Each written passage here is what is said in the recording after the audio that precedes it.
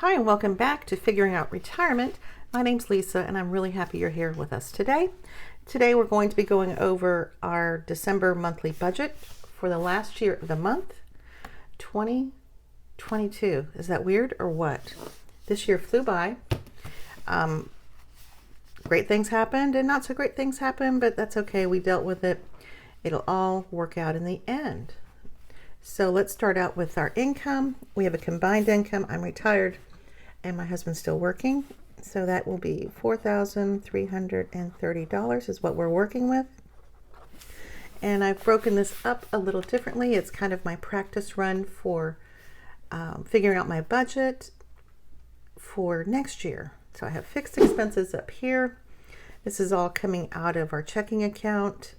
And then I have cash expenses here. And then my sinking funds, which is also a form of cash saving. All right, so let's see how this works out. So forgiving is $160. Our auto insurance, it bumped up like by $30. And that was a surprise. Well, it would help if I would open the envelope and read it, but I didn't. And until it was too late. Anyway, it's auto withdrawal, so that's fine. That was $210. Gotta have it. Cable and internet is up to $180. Pool care so far is still at $150. So we'll see. We might change that next year. Electrical is $261. We have an average billing plan, and every quarter our usage is evaluated and it changes. So this might go down in January because we've not been using our power like we do in the middle of summer. So this is compensation for using more electricity during the summer. Automatic savings is always $25. Just something we had to have at Bank of America for some kind of free checking thing. I don't know, we just keep it. So tolls is $180.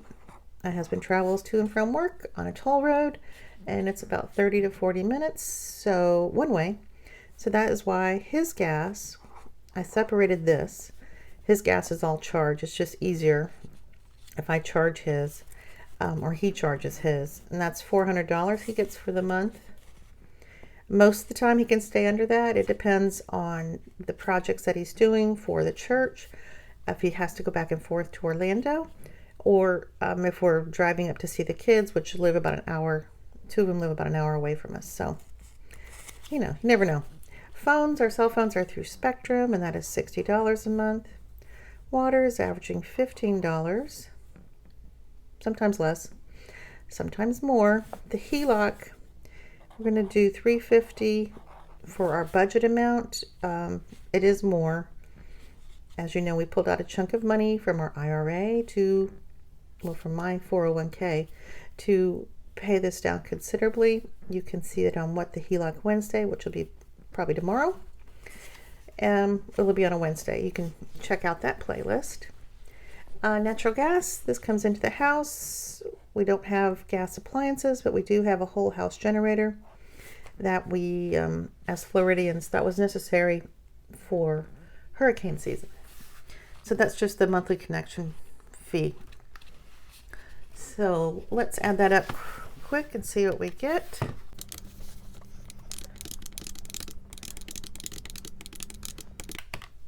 It's $2,003. I'll put that over there. I kind of, when I first started budgeting, I always watched Lisa Marie budgets. You've probably watched her too.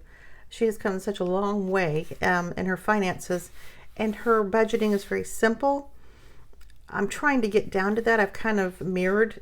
I would Google her budgeting formats like in October, November of 2021. She had a few more categories then, and it was just very simple. And that's what I'm trying to mimic here. So I've always been impressed with what she does and how she budgets and how she saves and spends her money. So, okay, these are the cash categories. Tithe is going to get $240. And this is what I pull out of the bank every 2 weeks. And stuff envelopes and, give away to people who need it, like my husband. Okay, gas. This is my gas. I'm giving myself $160. That'll be $80 every pay period. I've had a considerable amount left over in my cash envelopes, my cash wallet. So I'm going to decrease this a little bit and see how it goes. Grocery, it was $600. I know it's a big cut there, $580. I know. We'll see how that goes. Maybe I can take it down again in January. I am spending a lot of money this month on getting ready for Christmas dinner. And, you know, when the grandkids come over, I won't really say their name. I refer to them as the boy and the girl. The boy's 14, the girl's 9.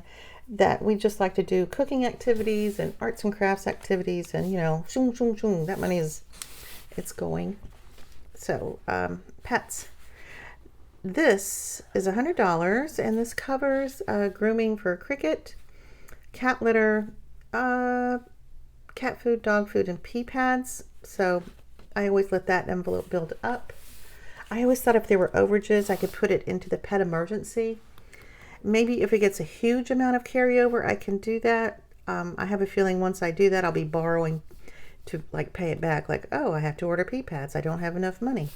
So probably not going to do that yet, but we'll see. So eat out, we give ourselves $100 a month. We haven't eaten out as a couple in a really long time. Okay, that's a fib. We did go to Taco Bell about 3 weeks ago, and it was so good, but expensive. Just, you know, I don't know, everything's gone up. I'm like, oh, we can't do that again for a while. But we were able to pay cash, and it was an enjoyable meal. So we let this build up, and when the kids come over, the boy and the girl, the grandkids, we take them out if they want ice cream, or one likes Wendy's. You know, the girl, she only likes 5 things. Wendy's, pizza, certain kind of pizza, which, you know, I can see the box. Oh, Red Baron, classic crust with pepperoni. She likes my plain spaghetti with butter and salt.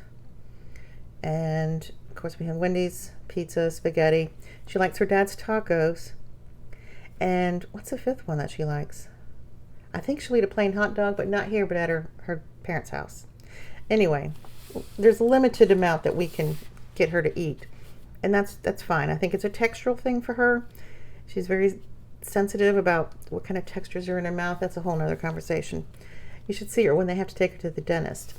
It's something else. There might be medication coming out when they have to take her to the dentist.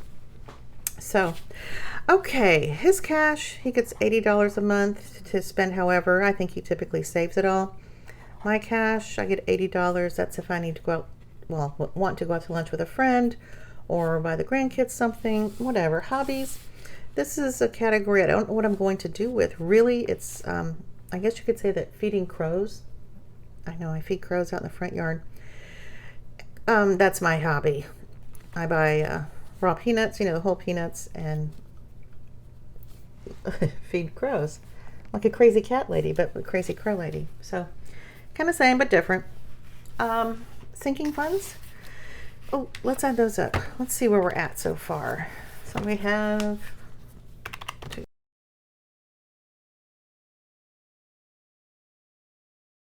80. All right, so that's 1380. So sinking funds. Let's see what we have here. Sinking funds, the amounts are going to change for January's budget. We're already reconfiguring the amounts that need to go in there to cover these categories, or that we want to put in these categories. By February, I'm hoping that we will have this, we should have this paid off. It's just me not wanting to pull out that money. We could pay it off, but it's me. So I just need to get over it. Sinking funds. And I will get over it. All right, taxes and insurance. We're just going to go with the old numbers for this year and make adjustments for next year. That's going to be $120. We don't have a first mortgage, so we are responsible for our taxes and our homeowner's insurance. Our home care, this is just fix them up things around the house. That's $80. Car care gets $80. I'm going to do something different with this car category. I'm going to put like subcategories in it, like for tags, because those are coming due and I don't have the money for that. And tires will be another little subcategory. but I'm just going to keep that all in the same envelope. That may be complicated. And oil change. My husband does his own oil changes. I take mine to the dealer, and that will come under the tire dealer fund, I think. So I think that'll work. I don't want to overwhelm myself. I wanted to keep it simple, but I think having subcategories helps me to configure and know and have peace of mind. Oh, I do have money for that. I'm not in my mind going, uh-oh, where's that coming from? Where's that coming from? Because sometimes that happens when I don't budget, when I don't stay on track. Medical for now is going to be 100. Beauty, these are haircuts and highlights for me, and then haircuts for my husband. Annual subscriptions, this is going to change to, I think I'm going to put 50 in this time.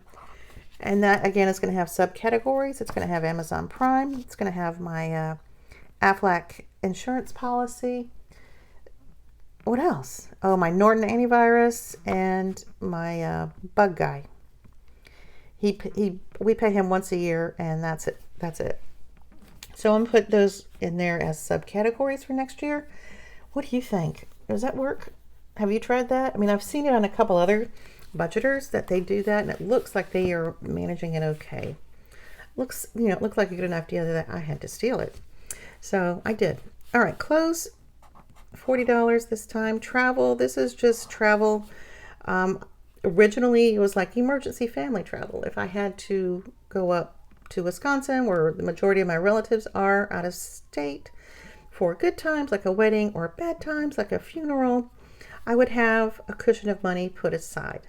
As this grows, we might use this for like a weekend money. It's going to probably get its own categories, like emergency travel, and then weekend away travel, or we have to go to whoops, erase that name. The girls' competition for gymnastics travel, which is more than a, like a couple hours away. We would stay the night. Pet emergency. That's going to get 40, and I'm going to build that up. That really has not much. That doesn't have anything in it. Hardly anything, because, the whole Cricket taking her to the vet. She had a UTI, and it was just a whole thing. Had to go to the emergency vet. When you say emergency vet or urgent pet care, you just start seeing dollar signs. But we had the money then, and we're going to build it up. So we'll be ready for the next time, because she's 16, and we also have a half feral cat. She's young so far, so hopefully we can keep her healthy too. Birthday, $40, and I'm going to see more subcategories for each individual, so I'll have it on the right date. And pet emergency, that might have categories too, for well care and for emergency. See, I'm getting all carried away with this. $40 for Christmas. We're going to have to up that for next year, because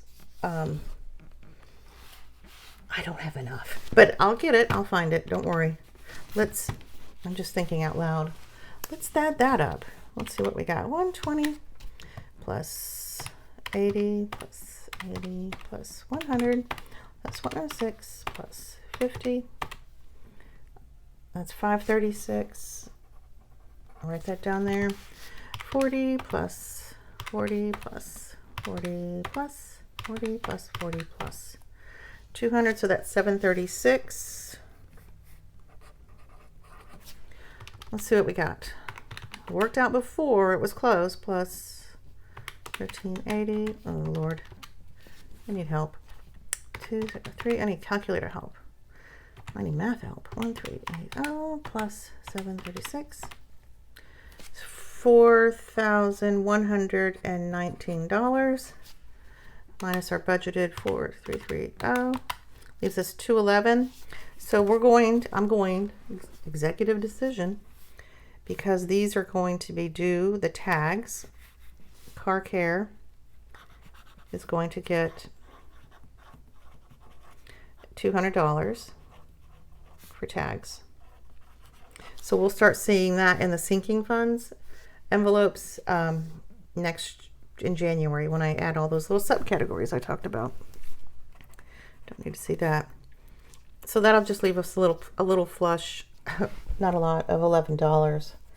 And I think where I'm short on Christmas, I'm just going to take that from, where am I going to take that from? I don't know. I haven't really decided. We'll see. I'll let you know how that goes. Obviously, I haven't thought that out. All right. So I think that is it for the December budget. Thanks for hanging out with me. I appreciate it. And let me know what you think about these subcategories and how this is set up. And I will see you guys on the next one. I appreciate you being here. Make sure you like the video and you subscribe. All right, bye. See you later.